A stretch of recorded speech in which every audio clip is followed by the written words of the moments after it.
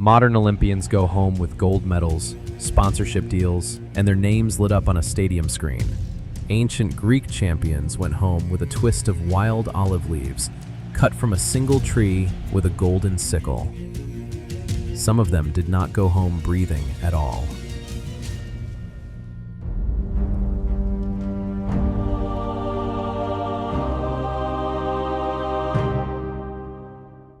Every 4 years, Greek city-states sent their best men to a sanctuary in the hills of Elis to fight, run, and wrestle for a prize with no material value at all. It was called the Kotinos, a wreath cut from one wild olive tree that grew beside the temple of Zeus, a tree tradition credited to Heracles himself. Only a boy whose parents were both still living was allowed to cut it, and only with a golden sickle. No gold medal, no prize purse handed out on the spot, just leaves. For the length of the festival, a sacred truce called the Echikaria suspended wars across the Greek world so that athletes and spectators could travel safely to Olympia. Armies stood down. Then, inside the stadium, some of those same men fought each other with almost nothing off limits. Getting the chance to compete for those leaves wasn't automatic either. According to the writer Philostratus, a competitor had to prove he was free-born, legitimate, and had a home city and a family behind him. Foreigners couldn't enter. Neither could anyone under suspicion of crimes against the sanctuary. There was no second place, no medal for the men who trained just as hard and lost by an instant. Only leaves for the one man who didn't. And once a man qualified and won, the wreath bought him things no amount of gold could. A victor sometimes walked home through a hole knocked straight through his own city's wall, on the idea that a city producing Olympic champions didn't need walls to protect it. He could eat for free in the town hall for the rest of his life. His name got carved into stone that would outlast him by 2,000 years. Cities built entire reputations on a handful of these men, and those men paid for that reputation with their bodies. The Greek historian Arrian later summed up what winning that wreath actually required. You have to submit to discipline, follow a strict diet, give up sweet cakes, train under compulsion, at a fixed hour, in heat or in cold. He wasn't exaggerating. By the time an athlete reached Olympia, his training had already eaten most of a year, with ancient sources describing preparation stretching back as long as 10 months. Most of that time was spent in a gymnasium, or an open-air training ground called a palaestra, under the direct supervision of a personal trainer, a paidotribes, who oversaw every drill. Athletes trained naked, rubbed down with olive oil and then coated in fine dust, a combination meant to protect the skin during grappling and to make it harder for rival cities to size up who was actually in shape. Pentathletes trained with hand weights called halteres, stone or lead blocks swung forward mid-leap to add distance to a jump. An early attempt at sports engineering nearly 3,000 years before biomechanics became a science. Then came the final stretch, and there was no opting out of it. Every competitor had to report to the city of Elis a full month before the games and train under direct watch of the Hellanodikai, the Olympic judges, easy to spot in their purple robes and by the forked rod they carried and used. Fall short during that month, and a judge could cut you before you ever set foot in the stadium. Some athletes pushed even further than the rules demanded. The pentathlete Iccus of Tyrrhenum believed abstaining from sex sharpened his edge, and the philosopher Plato later wrote that during Iccus's training, he never touched a woman, nor yet a boy. The sprinters Astyalus of Croton and Chryson of Himera made the same claim and split 6 Olympic titles between them. Nobody forced these men to live like this. They chose it because the wreath was worth it. None of this happened on an empty stomach, or rather, it happened on exactly the stomach a trainer decided an athlete should have. You will need your strength tomorrow. For a long stretch of early Greek athletics, the training table looked almost ascetic. Dried figs, fresh cheese, coarse barley bread.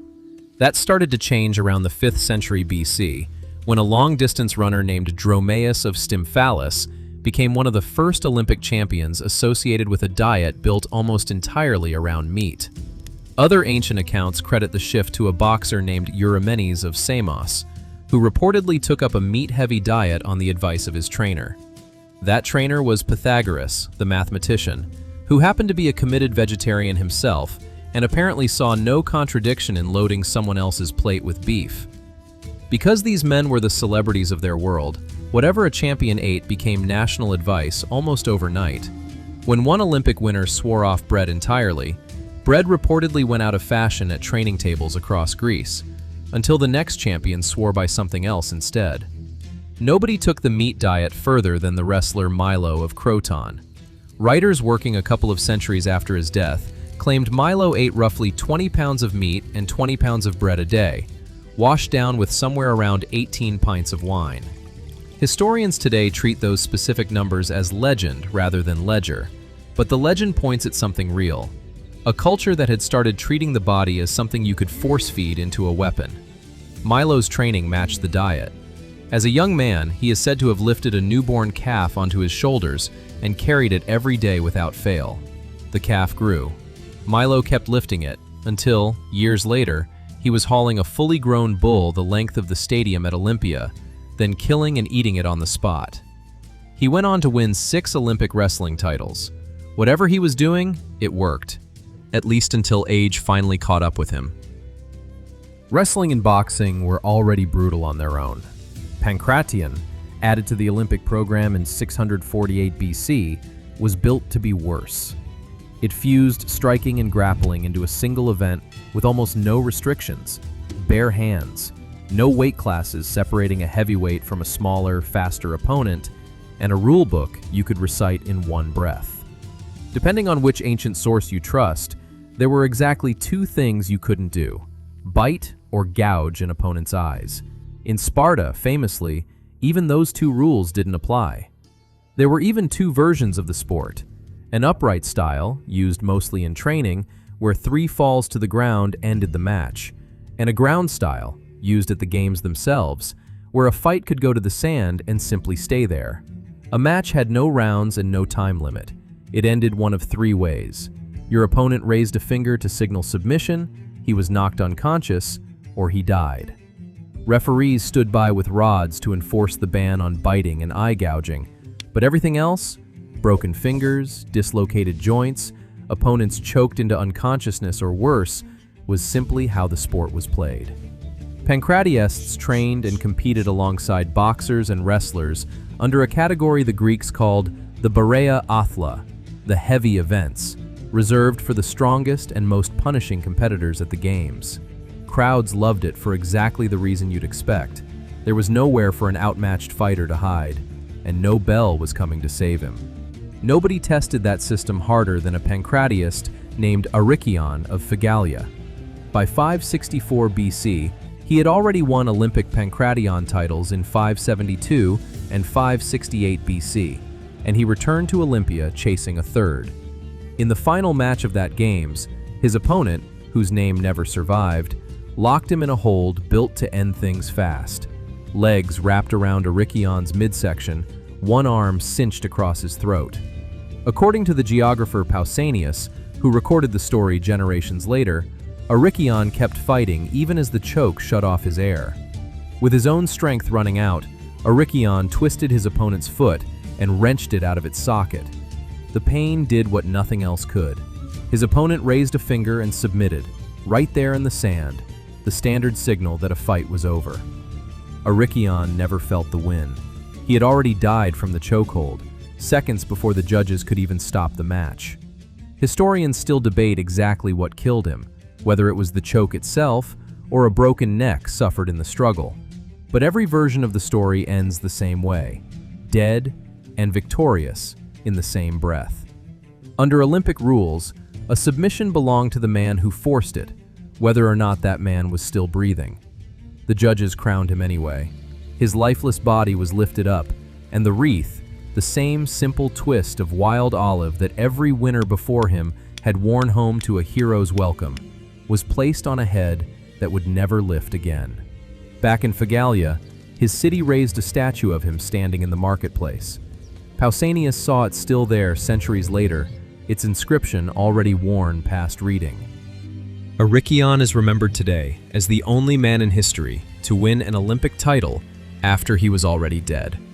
But he wasn't really an outlier. He was the ceiling of a system built to test exactly how much a body could be asked to give.